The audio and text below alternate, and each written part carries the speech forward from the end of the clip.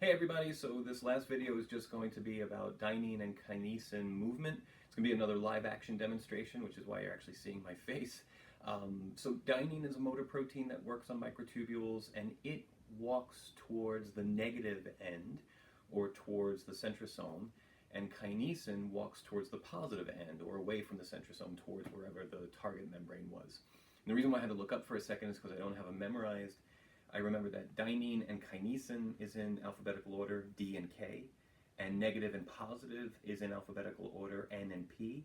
So Dynein walks towards the negative, and Kinesin walks towards the positive.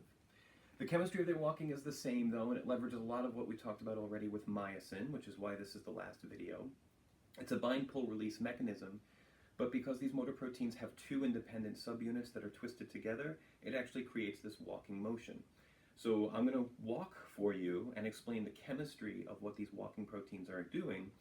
Now they do walk just like we do. They've got two legs that take steps forward one by one, but it's the chemistry of that movement that really governs it.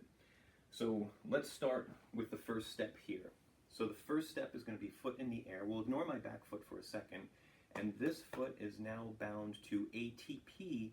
We're in the release mode. ATP is cleaved to ADP and phosphate, that's bind. Now this foot is stuck. The back foot just bound to ATP and it released. The phosphate is released, which swings the lever arm, so this foot comes forward. This foot has taken on a new ATP, as I said. That ATP is cleaved to ADP and phosphate, step down. ATP is taken on here, release.